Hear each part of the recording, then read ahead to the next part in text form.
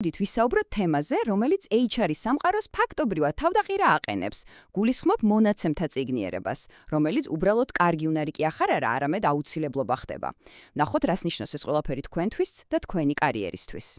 მოდით თავიდანვე ერთი საინტერესო კითხვით დავიწყოთ. აბა შეხედეთ ამ სურათს. თქვენ რომელს მიაკუთვნებდით საკუთარ თავს? მარცხნივ, პროფესიონალს, რომელიც უფრო მეტად ინტუიციას ენდობა, თუ მარჯვნივ, ვინც ყველა გადაწყვეტილებას მონაცემებზე აფუძნებს. ცოტა ხნით დაფიქრდით. და იცით რა, ამ კითხვაზე პასუხი სულ უფრო და უფრო მნიშვნელოვანი ხდება. პროგნოზი ასეთია. 2026 წლისთვის მონაცემთა წიგნიერება HR-ის ყველა სპეციალისტისთვის იქნება არა პლუსი, არამედ საბაზისო სავალდებულო კომპეტენცია. ეს უბრალოდ მორიგი ტრენდი არ არის, მეგობრებო, ეს ჩვენი პროფესიის ფუნდამენტური ცვლილებაა. კარგი, მოდით გეგმას გადავხედოთ. აი რაზე ვისაუბრებთ დღეს. ჯერ გავიგებთ, რატომ არის ეს ცვლილება ასეთი გარდაუვალი. მერე დეტალურად გავარჩევთ მონაცემების ორ მთავარ ტიპს. შემდეგ ვნახავთ, როგორ გვეხმარება ხელოვნური ინტელექტი ამ მონაცემებში დამალული ინფორმაციის პოვნაში და ბოლოს ყველაფერს შევაჯამებთ და მოგცემთ კონკრეტულ რჩევებს. დავიწყოთ. პირველი ნაწილი.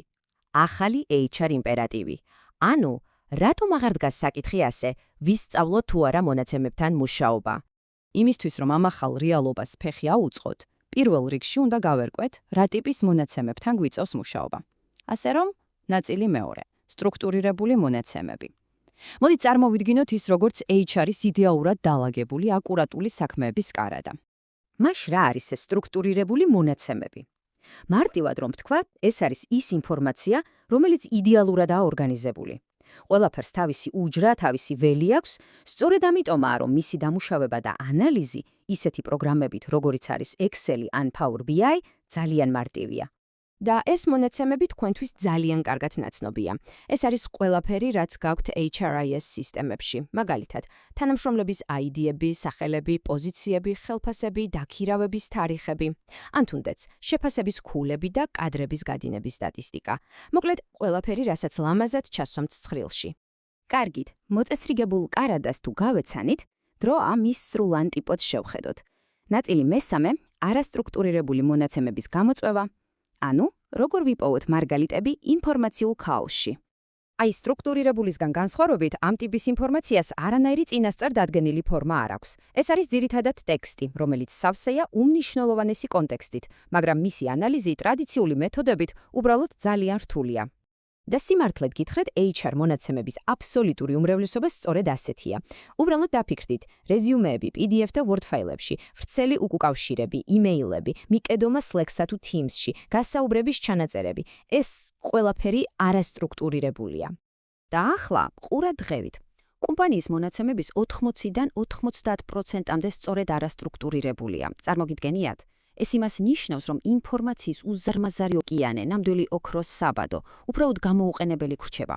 ჩვენ ვხედავთ ციფრებს, მაგრამ ვერ ვხედავთ, რატომ დგას ამ ციფრების უკან ესა თუ ის მიზეზი. ეს დიაგრამა კარგად გვიჩვენებს მთავარ განსხვავებებს, მაგრამ მოდით კიდევ უფრო ჩაუღრმავდეთ და ეს ყველაფერი უფრო მარტივ, ცხრილის ფორმატში განვიხილოთ. აი აქ ყველაფერი შავი თეთრზე ჩანს. მარცხნივ გვაქვს ეს ჩვენი მოწესრიგებული სამყარო, ცხრილები, რომლებსაც BI ინსტრუმენტებით ვაანალიზებთ, მარჯვნივ კი ტექსტური ფაილები, რომელთა გასაგებადაც სულ სხვა ახალი ტექნოლოგიები გვჭირდება, როგორიცაა NLP. მაგრამ ყველაზე მთავარი განსხვავება ბოლოშია. სტრუქტურირებული მონაცემები გვეუბნება რა მოხდა, მაგალითად რომ კადრების გადინება გაიზარდა, არასტრუქტურირებული კი გვიხსნის რატომ მოხდა ეს თანამშრომლების კომენტარების ანალიზით. და აქ მივადექით ყველაზე მთავარ, $1,000,000-იან კითხვას. თუკი ჩვენი ყველაზე ღირებული ინფორმაციის 90%-მდე სწორედ ამ ქაოტურ, არასტრუქტურირებულ მონაცემებში იმალება, როგორ უნდა ვმართოთ ის, როგორ ამოვიღოთ იქიდან აზრი. პასუხი კი საბედნიეროდ არსებობს და ეს არის ტექნოლოგია. კეთილი იყოს თქვენი მობრძანება მეოთხე ნაწილში, ხელოვნური ინტელექტი, ინსტრუმენტი, რომელიც ამ ქაოსს სტრუქტურირებულ ცოდნად და სიცხადედ აქცევს. წარმოიდგინეთ, რომ ხელოვნური ინტელექტი არის ერთგვარი სუპერთარჯიმანი. ის იღებს ადამიანურ ენას, ტექსტებს, იმეილებს, კომენტარებს და თარგმნის მას კომპიუტერისთვის გასაგებ სტრუქტურირებულ ენაზე. ამას კი ისაკეთებს ისეთი ტექნოლოგიებით, როგორიცაა ბუნებრივი ენის დამუშავება, ანუ NLP და დიდი ენობრივი მოდელები, იგივე LLM-ები. და იცით რა არის ყველაზე კარგი? ეს პროცესი საოცრად მარტივია. შეხედეთ, ნაბიჯი პირველი, ირჩევთ დოკუმენტს და ტვირთავთ ფაილს. ნაბიჯი მეორე, უშვებთ ხელოვნურ ინტელექტს, რომელიც აანალიზებს და ამოიღებს ყველაფერს საინტერესოს. და ვუალა, ნაბიჯი მესამე, იწერთ zip files თქვენი ახალი, უკვე სტრუქტურირებული მონაცემებით. ქაოსიდან მივიღეთ წესრიგი. კარგი, თითქმის ყველაფერი გავიარეთ. დროა შევაჯამოთ და მთავარი სათქმელი კიდევ ერთხელ გამომყოთ.